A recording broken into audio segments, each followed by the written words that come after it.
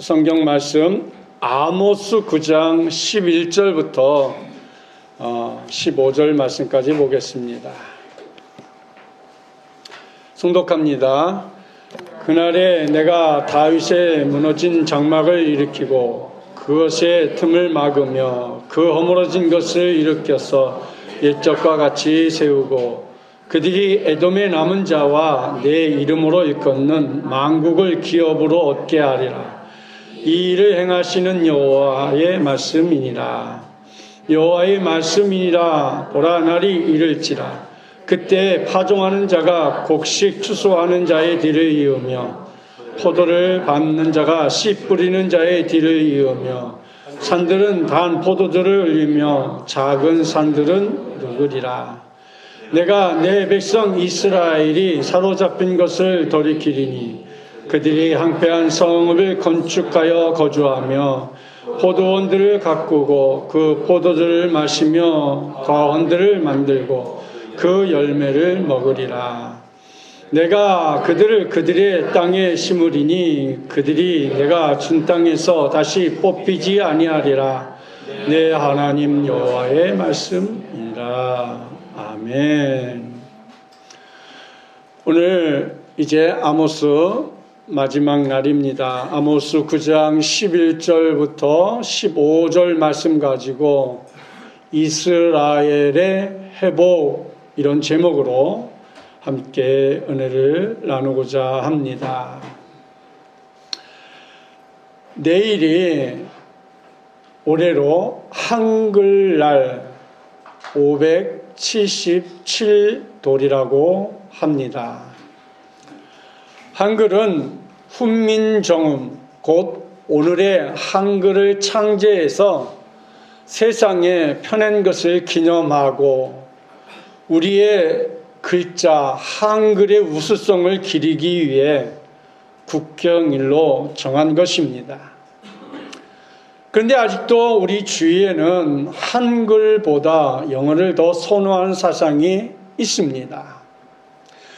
세종대왕이 한글을 창제해 주셨는데 우리가 잘 지키지 못하는 것 같아서 마음이 상당히 무겁습니다. 우리가 한글을 사랑해야 합니다. 세계에 많은 민족들이 있습니다. 그러나 자신의 언어로, 자신의 글로 이렇게 한글처럼 있는 나라가 그렇게 많지 않다는 사실을 우리가 기억하면서 한글날을 여러분 기억할 수 있기를 바랍니다. 우리 옆 사람에게, 옆에 계신 분에게 이렇게 인사했으면 좋겠습니다. 학생, 청년 수련회에 많은 은혜가 있기를 기도합니다. 오늘부터 학생 청년들 이제 수련회가 있는데 많은 은혜 받고 또 하나님 앞에 더 크게 쓰임 받는 우리 학생 청년회가 되기를 소망해 봅니다. 오늘 본문은 이스라엘의 회복입니다. 오늘 본문에 보면 12, 13, 15절에 보면 여호와의 말씀이니라 이렇게 성경에서 기록하고 있습니다.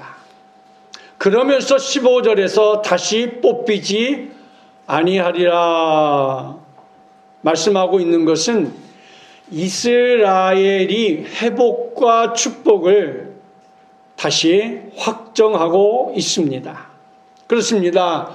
하나님을 만나는 것이 축복이고 하나님과 동행하는 것이 축복이고 하나님의 붙들린 삶을 사는 것이 그것이 축복인 것을 우리는 아모스서를 통하여서 깨달을 수 있었습니다.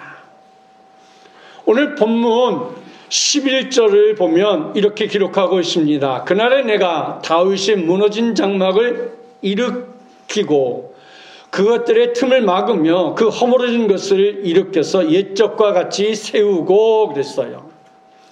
다윗의 무너진 장막이라는 말을 합니다. 이 말은 이스라엘이 무너졌음을 말합니다. 하나님께서 이스라엘을 심판하셔서 무너뜨리셨는데 무너진 이스라엘을 다시 재건하겠다는 것이요. 다시 세우겠다는 것이요. 다시 일으키겠다는 것입니다. 우리가 무너질 수 있어요. 낙심할 수 있어요. 좌절할 수 있어요. 왜? 우리는 인간이에요. 아주 연약한 인간이에요. 물과 같은 인간이에요. 그렇지만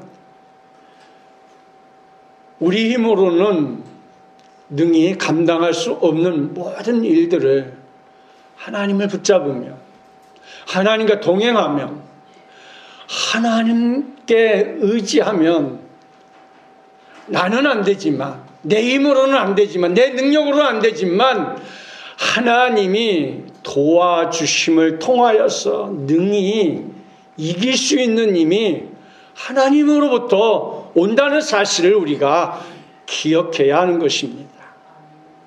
그래서 11절에서 그것들의 틈을 막으며 그 허물어진 것을 일으켜서 옛적과 같이 세우고 그랬어요. 그 허물 것을 일으켜 세워준다는 거예요. 낙심한 자리에서 일으켜 세운다는 거예요. 좌절한 자리에서 일으켜 세운다는 거예요. 누구를 의지하면? 하나님을 의지하면. 그래서 일으켜서라고 11절에서 기록하고 있어요. 일으켜서 회복을 약속하고 있는 거예요.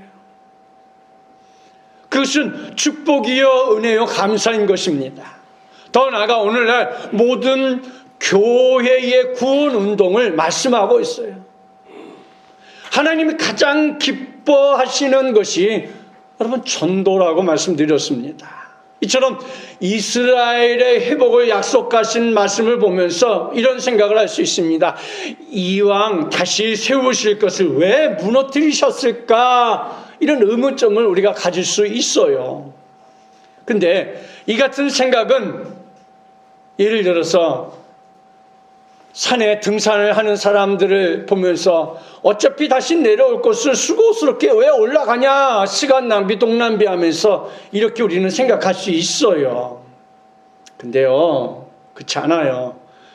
산에 올라갈 때의 사람과 내려올 때의 사람은 겉모습은 다 똑같아요. 뭐 그 모습 그대로 올라갔다 내려왔으니까. 그러나 그의 속은 분명히 다르다는 것이죠.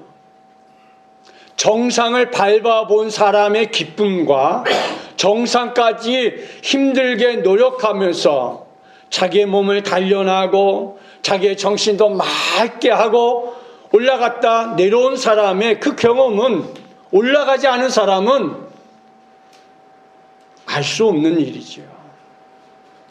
마찬가지로 하나님께서 무너뜨리시는 이스라엘과 다시 세우실 이스라엘은 결코 동일하지 않다는 것이에요. 다시 세우시는 이스라엘은 무너진 이스라엘과 전혀 새로운 이스라엘이 되어야 되는 것이죠.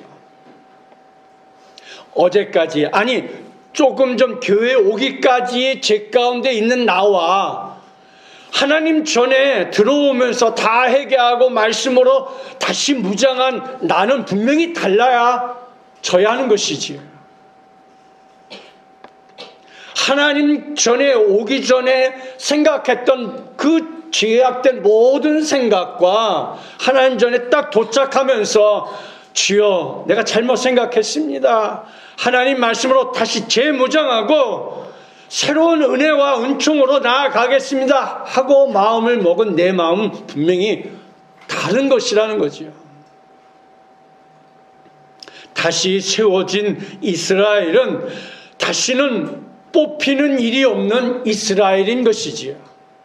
그래서 옛적과 같이 세우고 처음 우리가 예수님을 영접했을 때 그 뜨거웠던 열정과 열망, 심지어 십자가만 봐도 눈물이 절절 흐르고 교회만 와도 왠지 평안하고 소망이 있고 그러한 옛 모습으로 다시 우리가 돌아가는 성도의 모습.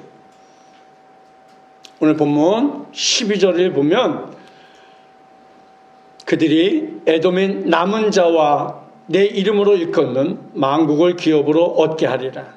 이를 행하시는 여호와의 말씀이니라. 여러분, 에돔의 남은 자라 이렇게 시작을 합니다. 에돔은 이스라엘의 원수이나 그 가운데 있는 택한 자를 그리스도께서 오셔서 하나님께로 돌아오게 한다는 말씀입니다. 이 말씀은 이방인의 구원을 예표하고 있는 것이죠. 더 나아가서 우리가 이렇게 생각하면 돼요. 나도 이방인이었어요. 그렇죠? 나도 이방인이었습니다. 그러나 이처럼 예수 그리스도를 나의 구주로 영접하는 순간 나는 이방인이 아닌 하나님의 자녀가 되어서 구원받은 성도인 것이죠. 모든 나라 가운데 하나님의 택한 백성을 구원하심을 우리는 볼 수 있는 것이지요. 그래서 만국을 기업으로 얻으랴 이 일을 행하시는 여호와의 말씀입니다. 우리는 구원받은 하나님의 백성으로서 살아가고 있는 것을 말해주고 있는 것이죠. 또 오늘 13절 말씀을 함께 보겠습니다. 여호와의 말씀이라. 보라 날이 이룰지라. 그때 파종하는 자가 곡식 추수하는 자의 뒤를 이으며 포도주를 밟는 자가 씨 뿌리는 자의 뒤를 이으며 산들은 단 포도주를 흘리며 작은 산들은 녹으리라. 그때 파종하는 자가 곡식 추수하는 자의 뒤를 이으며 또 씨 뿌리는 자의 뒤를 이으며 이렇게 뒤를 이으며 반복적으로 말씀하고 있어요. 뒤를 이으며. 이 말씀은 신약 시대를 거쳐 오늘날에도 계속해서 복음이 전파되어야 하는 구원의 명령인 것이죠. 전도의 명령인 것입니다. 지난주에 씨앗 이야기를 했습니다. 씨앗은 생명입니다. 생명이 있는 씨앗을 우리가 부지런히 때를 가리지 말고 뿌려야 하는 것을 말씀하고 있어요. 우리는 생명이 있고 능력 있는 성도입니다. 씨앗입니다. 그 씨앗을 때를 얻든지 못 얻든지 부지런히 뿌리는 것이 전도인 것이죠. 살아있는 것이에요. 죽은 것을 뿌리는 거 아니에요. 우리가 할 일은 열심히 씨앗을 뿌리는 것이죠. 구원이라는 씨앗을 뿌리는 거예요. 전도라는 씨앗을 뿌리는 거예요. 그래서 우리가 한 생명 비전 축제를 준비하고 지금 우리가 열심히 작년에 뿌린 씨앗도 있지만 올해 또 우리가 뿌릴 수 있는 씨앗을 선별해서 또 뿌려야 하는 것이지. 전도하는 것이 하나님의 신령한 농사를 쉬지 않고 하는 것임을 우리에게 가르쳐주고 있는 것입니다. 그러므로 우리가 전도를 하는 것은 하나님이 가장 기뻐하시는 일임을 우리가 알아야 하는 것입니다. 또 오늘 본문 14절 말씀을 함께 보겠습니다. 내가 내 백성 이스라엘이 사로잡힌 것을 돌이키리니 그들이 황폐한 성읍을 건축하여 거주하며 포도원들을 가꾸고 그 포도주를 마시며 과환들을 만들고 그 열매를 먹으리라. 그 열매를 먹으리라. 이 말은 뭐예요? 회복된 이스라엘을 말씀하고 있는 거예요. 그들이 황폐한 성읍을 건축하여, 황폐했다, 전쟁으로 아니면 기근으로 여러 가지로 황폐한 성읍을 다시 세우는 일, 그리고 거기에 거주하고 거주한다고만 되는 게 아니잖아요. 의식주가 필요한 거 아니겠어요? 예. 그러려면 먹는 것이 필요합니다. 먹는 것이 제일 우선되어야 할 일이겠죠. 그래서 포도원을 가꾸고 가꾼 것을 또 그 포도주를 마시며 과원들을 만들고 그 열매를 먹으리라. 이 말씀은 아모스서를 통해서 멸망을 말씀하셨는데 하나님께로 돌아온 이스라엘을 향해서 내가 이제 돌아왔으니, 말씀으로 돌아왔으니, 하나님을 의지하는 대로 돌아왔으니 돌아온 자에게 회복의 은혜, 회복된 축복, 회복된 역사를 너희들에게 허락하겠다는 하나님의 옛 영광을 다시 찾을 수 있는 그 축복의 은혜를 말하고 있는 것입니다. 그렇습니다. 지금까지 지은 죄가 엄청나고 도저히 씻을 수 없을지라도 회개하고 돌아오면, 하나님께로 오면, 말씀대로 오면 하나님은 지난 시간에 지은 죄에 대해서는 묻지도 따지지도 않고 다시 회복시켜 주시고, 거기서 끝난 것이 아니라 더 큰 은혜, 더 큰 축복으로 채워주시겠다는 것이죠. 사랑하는 성도 여러분, 하나님은 사랑이십니다. 사랑의 하나님이십니다. 은혜의 하나님이십니다. 축복의 하나님이십니다. 이 하나님을 여러분이 꼭 만나시기를 축복합니다. 그리고 하나님과 동행하시길 바랍니다. 하나님께 기도하시길 바랍니다. 하나님을 전하시길 바랍니다. 하나님이 가장 기뻐하는 일이기 때문인 것입니다. 오늘 본문 15절 말씀을 보면서 말씀을 마치려고 합니다. 아모스 9장 15절 말씀해 보니까 내가 그들의 땅에서 심으리니 그들이 내가 준 땅에서 다시 뽑히지 아니하리라. 내 하나님 여호와의 말씀이라. 이 말씀대로 다시 뽑히지 않는 새로운 이스라엘로 세움을 받기 위해서는 가장 먼저 옛것이 무너지는 역사가 나타나야 돼요. 옛것이 무너지지 않으려면 완벽한 리모델링 해야 됩니다. 완벽하게 다시 세움을 입지 않고서는 다시 무너질 수밖에 없어요. 무너짐이 없고서는 새로운 이스라엘로 세움을 받았다고 할 수 없기 때문입니다. 이스라엘의 무너짐은 무엇을 의미하는 걸까요?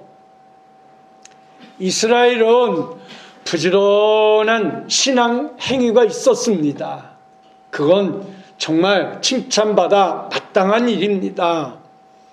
제사를 열심히 드렸고 11조는 3일에 한 번씩 할 정도로 그들이 신앙만큼은 철저했습니다. 우리의 눈에는 칭찬을 받을 만한 신앙이었다 이렇게 고백합니다. 그런데 하나님은 선지자를 세워서 이방인과 동일한 심판을 선포했어요.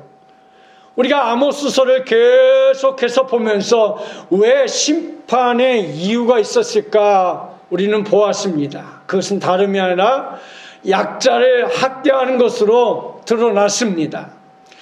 약자를 학대하는 것은 이스라엘이 하나님의 은혜를 마음에 두지 않고 있다는 증거였고, 그것은 곧 눈에 보이는 것에 가치를 둔 삶을 하나님은 싫어했던 것입니다. 왜냐하면 약자를 학대하는 것은 그들을 힘없는 자로 본다는 뜻이고, 약자를 힘없는 자로 보는 것은 보이는 것에 가치를 두고 있다는 증거이기 때문입니다. 성경에 약자, 과부, 고아, 연약한 자, 어린아이, 노인을 힘없는 자로 보지 않고 하나님이 함께 하시는 하나님의 백성으로 보고 있다는 사실을 우리도 함께 기억해야 합니다. 그래도 학대할 수 있을까요? 하나님의 백성으로 바라본다면 약자의 형편도 하나님의 뜻에 의한 것임을 기억해야 합니다. 따라서 약자를 학대하면 그것은 약자로 세워서 하나님의 일을 행하는 것을 무시하는 것이기 때문에 심판의 이유가 되는 것이었습니다. 세상의 시각에서는 약자에 대한 학대는 비도덕적이고 비윤리적인 행위일 뿐입니다. 하지만 하나님과의 관계에서 본다면 보이지 않는 하나님을 무시한 것이고 하나님의 함께하심을 가볍게 여기는 세상의 가치를 두는 행위였던 것입니다. 이것이 이스라엘이면서도 이방인과 동일한 심판을 선포하게 된 하나님의 뜻이었던 것입니다. 이러한 내용을 들어도 여러분의 마음은 크게 찔림이 없을 것입니다. 왜냐하면 우리는 약자를 학대한 적이 없다고 생각하기 때문입니다. 사실 여러분은 약자를 학대한 적이 없을지도 모릅니다. TV 방송에서처럼 정신지체나 노인을 수십 년간 종쳐 부리면서 임금도 주지 않고 짐승우리와 같은 곳에 기거하게 하는 학대를 한 적이 없기 때문입니다. 스스로는 죄인이라고 하면서 한편으로는 도덕과 윤리로 자신을 둘러싸고 있기 때문에 약자를 학대하는 것은 나와 상관이 없는 일로 여길 수 있습니다. 우리는 지금 이런 마음이라면 지금까지 들을 아모스의 내용은 헛된 말일 수밖에 없습니다. 말씀드린 대로 성도는 아모스를 대하면서 자신의 무너짐이 있어야 합니다. 근데 나는 그런 사람이 아니다라는 마음이 있다면 자신의 무너짐은 없게 될 것입니다. 자신의 무너짐이 없이는 뽑히지 않는 새로운 나를 기대할 수 없기 때문인 것입니다. 우리는 한시도 죄 가운데 머물면서 죄 가운데 우리가 알게 모르게 죄 가운데 사는 그런 죄인입니다. 매 순간 주님 앞에 나와서 우리가 죄를 회개하고 내가 하나님 앞에 잘못 살았음을 늘 회개하며 살아가야 하는 우리의 모습을 되돌아보아야 할 것입니다. 예수님은 십자가에 죽으실 때 학대를 받으셨습니다. 십자가에 달린 예수님은 약자였습니다. 자신을 죽이는 무리들에 대해서 아무런 대응도 못하는 힘없는 분이었습니다. 우리는 예수님이 받으신 학대를 매맞고 침뱉음을 당하는 고통으로만 생각하지만 그것만이 학대가 아닙니다. 십자가에 달린 예수님을 향해 무리들과 제사장들과 군인들이 예수님을 모욕하면서 내가 하나님의 아들이라면 자기를 구원해 보라 이렇게 조롱을 했습니다. 엄청난 학대를 하고 있는 것이었습니다. 내가 남은 구원하고 자기는 구원하지 못한다 하면서 십자가에서 내려오면 믿어주겠다 조롱하며 학대했습니다. 이것이 십자가에 달린 예수님을 향한 학대인 것입니다. 이것이 오늘날 무엇과 같습니까? 내가 믿어서 잘된 것이 무엇이냐? 이런 말, 이게 학대인 것이지요. 이것이 학대인데 이것은 어려움을 당하는 성도들을 학대하는 것이 아니라 성도가 믿고 있는 예수님을 학대하는 것이기 때문에 우리가 말 한마디 가려서 해야 하는 것이죠. 이런 학대가 교회에 만연하다는 사실을 우리는 알아야 합니다. 가난한 성도는 마치 하나님 사랑밖에 있는 것처럼 여기는 것이 학대요, 조롱이며 부자를 복받은 자로 간주하며 차별을 두는 것 역시 가난한 자를 학대하는 것입니다. 우리도 힘들고 어려운 일이 있을 때 지금까지 열심히 믿었는데 왜 이런 일이 있을까라고 생각할 수 있습니다. 그러나 생각으로 멈춰야지 그것이 우리 입으로 나오면 그건 조롱이요, 학대가 될 수 있는 것이죠. 복음만 가지고는 목회가 안 된다고, 교회가 안 된다는 말을 복음을 학대하는 말이라는 것을 기억해야 합니다. 여러분, 교회가 1000명이 모이고 10,000명이 모이면 부흥하는 거고 하나님이 기뻐하는 교회고, 가정에서 예배를 드리는 1명, 2명이 모인 교회는 실패한 교회일까요?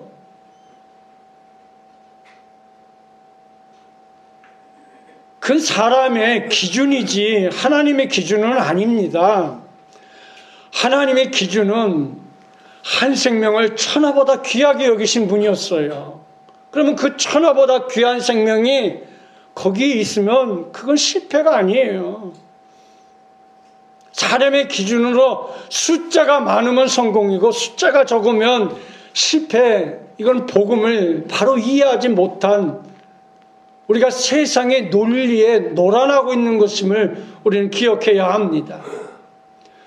복음이 힘이 되어 주기를 원하고 강한 자로 세워주기를 원하는 욕망이 영생을 위해 주어진 복음을 조롱하고 학대해서는 절대로 안 되는 것입니다.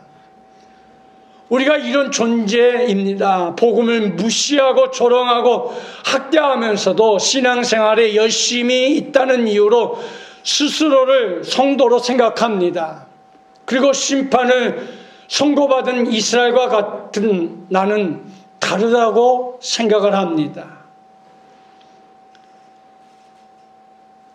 왜 니네 교회는 예배가 그러니? 왜 니네 교회는 어쩌니? 니네 교회 목사는 어쩌니?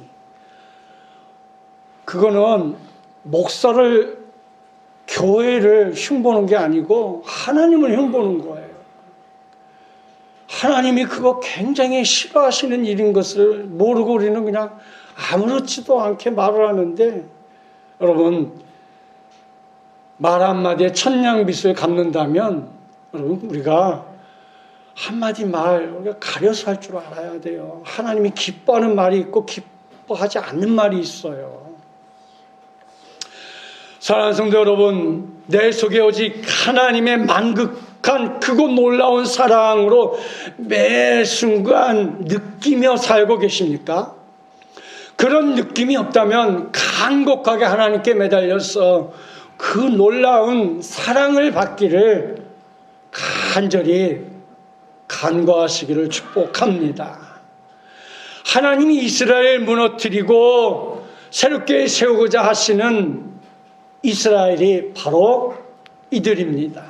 자신을 보고 살았던 이스라엘은 무너지고 대신 자신이 아니라 하나님의 은혜임을 고백하고 하나님을 바라보고 새롭게 살려고 하는 그들의 중심을 하나님은 보고 계시다는 것이죠. 하나님이 주신 땅에서 다시는 뽑히지 않는 근거는 우리 속에 예수 그리스도의 피가 흐르고 있기 때문입니다. 우리의 모든 악함을 예수의 피로 가리시는 것이 하나님이 주신 땅의 속성이기 때문에 그 땅에서 성도는 자신의 악함 때문에 뽑힐 것은 뽑히고 새롭게 예수 그리스도의 피로 거듭난 하나님의 은혜의 축복 속에 사는 성도들이 되시기를 주님의 이름으로 축복합니다. 우리도 아모스를 마치면서 우리의 신앙을 다시 한번 돌아볼 수 있기를 바랍니다. 다 성해져진 신앙은 아니었는지, 형식에 매여 있는 그런 예배는 아니었는지, 하나님께 게으름으로 기도와 말씀을 보지는 않았는지 우리는 함께 살펴보아야 할 것입니다. 새롭게 변화된 자신을 발견하는 일이 매우 중요합니다. 말씀을 새롭게 사모하는 자신을 보는 것이 중요합니다.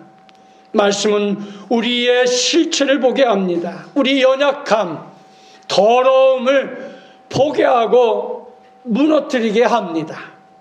사랑하는 성도 여러분, 무너뜨리는 말을 거부하지 마십시오. 여러분을 무너뜨리고 대신 새로운 하나님의 백성으로 세우고자 하시는 하나님은 사랑의 하나님이시라는 것입니다. 세상만 보면서 세상의 것이 많이 주어지는 것을 사랑과 은혜로 여기는 자리에서 벗어나야 합니다. 오히려 무너짐과 실패의 자리에서도 보게 되는 사랑과 은혜가 여러분에게 참된 희망과 위로가 되어질 수 있기를 바랍니다. 나의 역경을 보면서 또 고난을 보면서 고통을 통하여서 하나님의 나를 향한 뜻이 무엇인지를 발견한다면 우리는 새로 지음받은 이스라엘이요, 새로 지은 천국 백성이요, 축복의 자녀가 될 수 있는 것입니다. 아래만 바라보면 살기 힘든다는 소리를 들을 수밖에 없는 것이 현실입니다. 그러나 말씀을 바라보고 하늘을 바라보고 주님을 바라보면 소망과 기쁨과 은혜와 감사가 넘치는 그런 한 주간이 되시기를 축복합니다. 오늘도 말씀을 마음의 책임으로 올해 여러분의 가정에, 그리고 우리 한생명 비전교회에 성도들의 사업장 위에, 직장 위에, 청년들과 취업과 학업과 결혼 후에 학생들의 학업과 꿈 위에 아름다운 마음의 꿈이 하나님의 인도하심으로 그대로 이루어주는 축복이 내릴 수 있기를 주님의 이름으로 축복합니다.